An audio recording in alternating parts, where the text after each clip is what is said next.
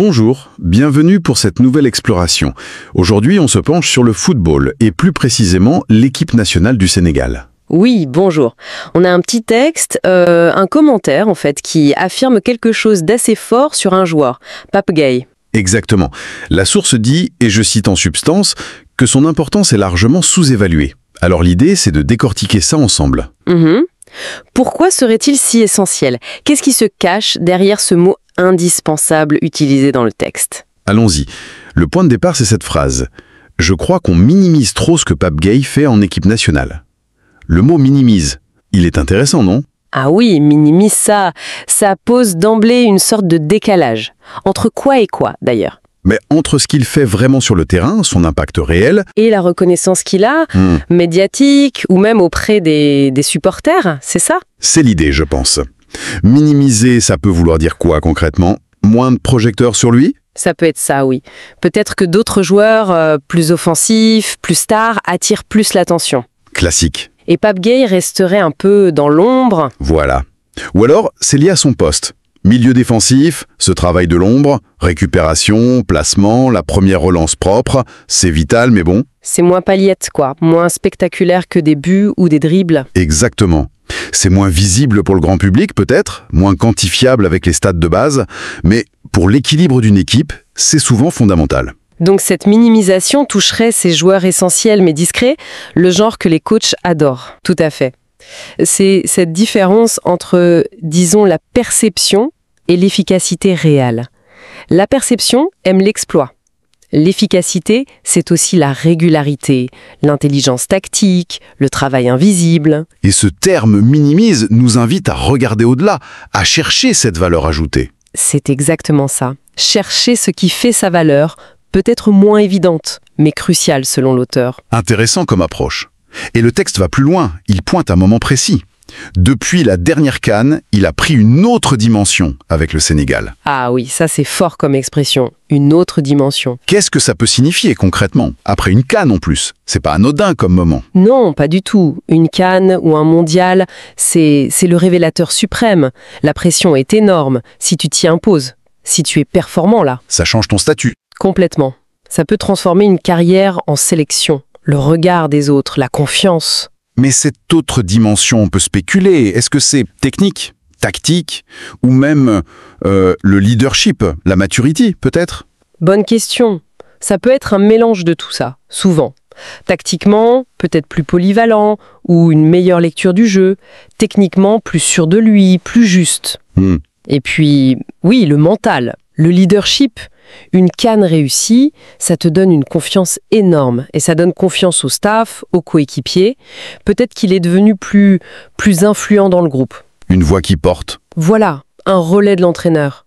Le fait que ce soit après la CAN, ça suggère que le tournoi a confirmé quelque chose. Ce n'était pas juste une bonne passe, c'est un palier franchi. D'accord. Un statut consolidé donc. C'est ça, son importance a été confirmée, voire augmentée, après cette compétition. Ce qui nous amène logiquement à la conclusion du texte. Et là, c'est assez tranché. Il est aujourd'hui l'un des joueurs les plus indispensables de la sélection sénégalaise. Indispensable, voilà le mot-clé. Oui, et pour une équipe comme le Sénégal, pleine de talents, qui joue dans de grands clubs, c'est pas rien de dire ça. Non, c'est très fort. Indispensable. Qu'est-ce qui rend un joueur indispensable au juste dans un tel contexte? C'est pas juste le talent brut, il y en a d'autres. Alors, c'est quoi son profil unique? Ça peut être des qualités que personne d'autre n'a au même niveau, une capacité de récupération folle, un placement parfait, une qualité de passe sous pression, quelque chose de spécifique. Ou alors sa polyvalence, vous disiez? Oui, la capacité à jouer différents rôles, à s'adapter, ça donne une flexibilité énorme à l'entraîneur, c'est très précieux. Mais attention, on n'utilise pas ce mot un peu trop facilement parfois, indispensable. Quelle est la différence avec juste très important? Très bonne remarque, c'est subtil.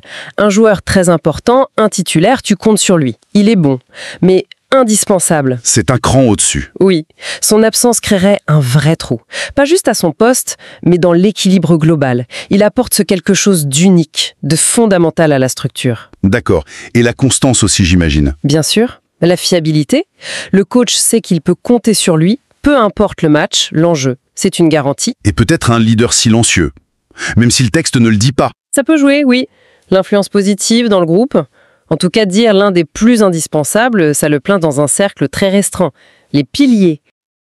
Les joueurs sur qui tout repose, ou presque. Ceux dont la présence est jugée critique pour atteindre les objectifs. C'est une reconnaissance très forte de sa valeur, selon cette source. Vu comme ça, oui, l'affirmation prend tout son sens.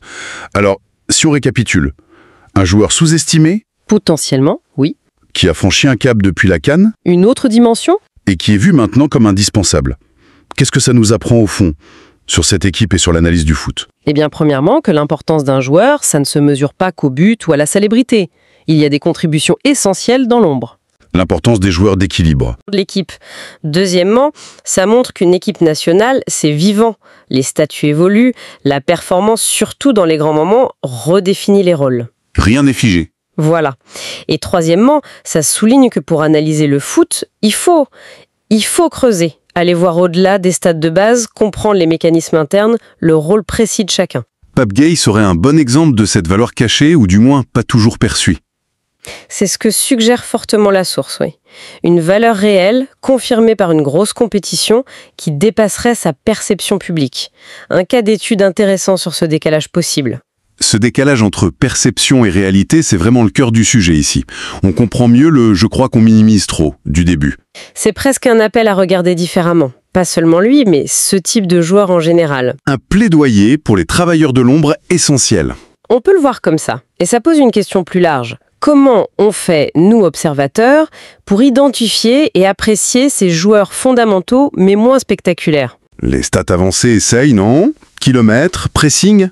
Elles aident, oui. Elles tentent de capturer cet impact invisible, mais l'œil, l'analyse du jeu, ça reste crucial pour comprendre leur vraie valeur. C'est noté. Alors, pour résumer notre discussion autour de cette source, Pape Gueye y est présenté comme un joueur central pour le Sénégal, Oui, dont l'importance serait sous-estimée. avec une montée en puissance marquée depuis la dernière CAN, C'est ça, cette autre dimension acquise. le plaçant comme l'un des plus indispensables de l'équipe. L'argument principal tourne autour de cet écart entre sa contribution réelle et sa reconnaissance. C'est une excellente synthèse. Et peut-être pour finir, une petite réflexion. Oui. Cette histoire de perception de Pape Gueye, ça nous renvoie à une question plus générale, valable partout, pas seulement dans le sport. Comment on distingue, dans un groupe, les gens populaires, ceux qui brillent? Et ceux qui sont vraiment indispensables. Exactement. Indispensable à la cohésion, à l'équilibre, au succès final. Savoir reconnaître et valoriser ces piliers, souvent discrets, c'est peut-être ça à comprendre ce qui fait vraiment la force d'un collectif, non? Une question intéressante à méditer. Merci beaucoup pour cet éclairage. Merci à vous.